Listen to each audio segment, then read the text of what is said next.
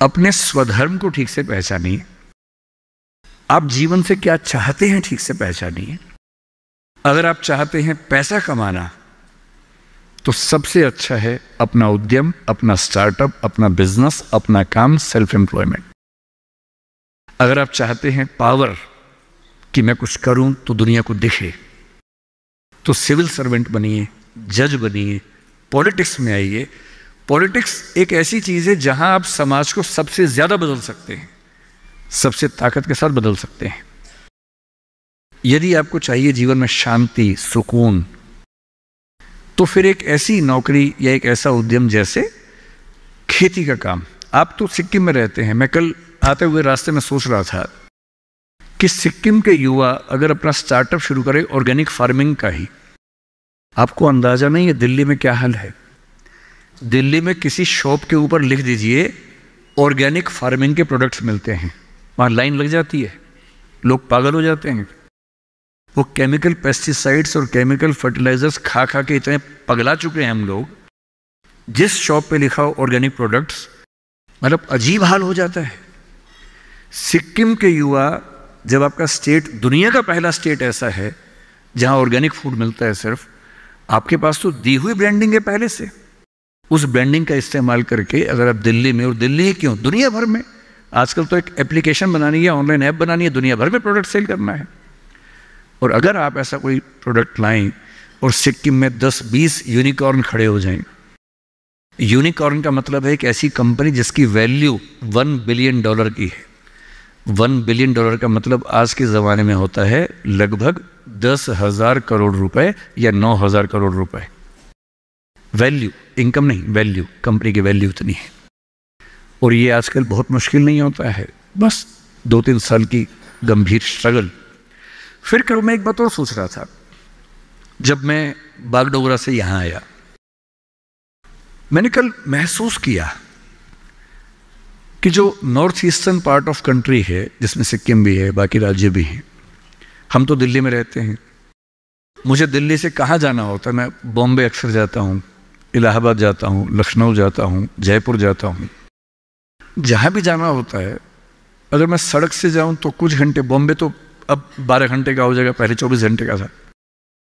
और फ्लाइट हर जगह की है, फ्लाइट में बैठे 2 घंटे बॉम्बे, 1 घंटा इलाहाबाद, आधा घंटा लखनऊ, आधा घंटा जयपुर, बात खत्म, पहुंच गए। अब मैं सिक्किम आना चाह रहा हूं, कल को शायद मैं अरुणाचल जाना चाहूं, नागालैंड जाना चाहूं, मैं बहुत आसानी से पहुंच नहीं पा रहा हूं। यह दिक्कत तो सब लोगों के साथ है।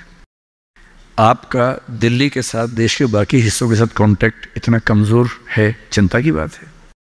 पर यह चिंता केवल सरकार के लिए क्यों है? एक रास्ता भी तो है। कल मैंने रास्ते में एक चीज सोची, आपसे शेयर करता हूं, शायद आप में से कोई इस रास्ते पर चलना चाहे।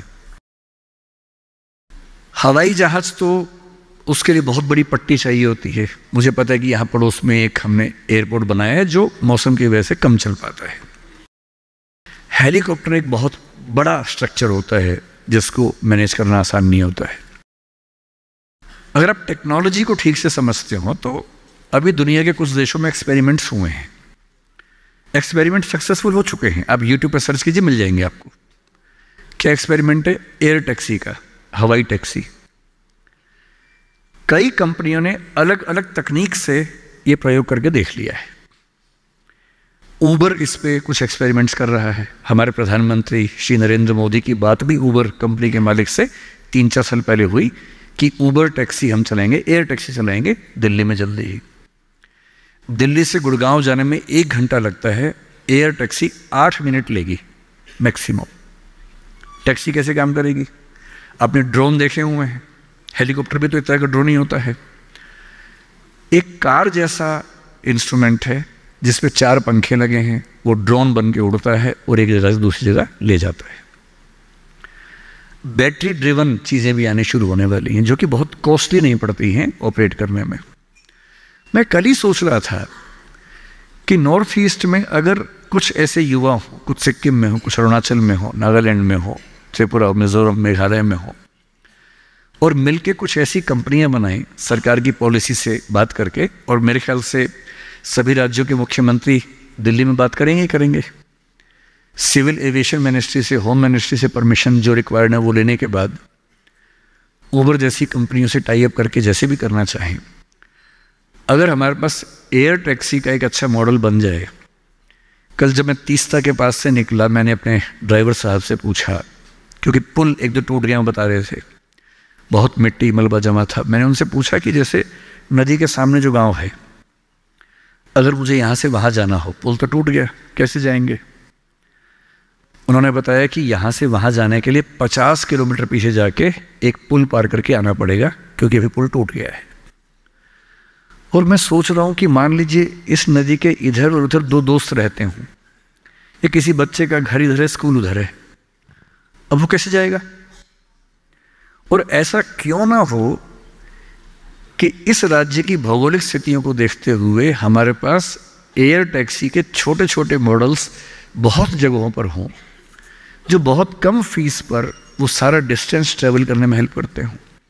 और ये उद्यम बाकी राज्यों के लोग यहाँ के करें, क्या इससे बेहतर नहीं है कि सिक्किम के बच्चे ये उद्यम करें? और सिक्किम के टूरिज्म के डेवलपमेंट में सिक्किम को फ़ायदा हो, ये तो होना ही चाहिए। इसलिए मेरा आप सबसे रिक्वेस्ट ये है, आपको सिविल सर्विस की तैयारी करनी मैं बता ही दूंगा, वो तो मेरा काम है ही, मैं रोज़ वही बताता हूँ।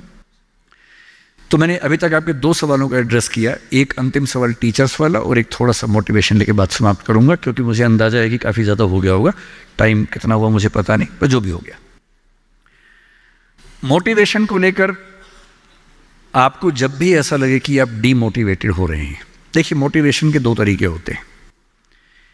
एक तरीका होता है हवाई किस्म का तरीका, मेरे जैसे किसी स्पीकर को बुला लीजिए, ये हवाई तरीका है, इससे कुछ बात बनती नहीं है, लगता है कि बात बन गई, बनती नहीं है। और कई मोटिवेटर्स तो मैंने ऐसे देखे हैं जो मंच पे आके आगे लगा देते हैं, यस यू कैन, सब बोलेंगे यस वी कैन, सबको लगता हो गया। वो असर रहता है आधे घंटे तक, जैसे गुब्बारे में हीलियम गैस भरते हैं, गुब्बारा उड़ता है, गुब्बारे को लगता है कि मैं तो महान हूं, मैं तो हवा में हूं, आसमान में हूं। थोड़ी देर में गैस खत्म हो जाती है और गैस खत्म होते सूर्य के नीचे आता है गुब्बारा।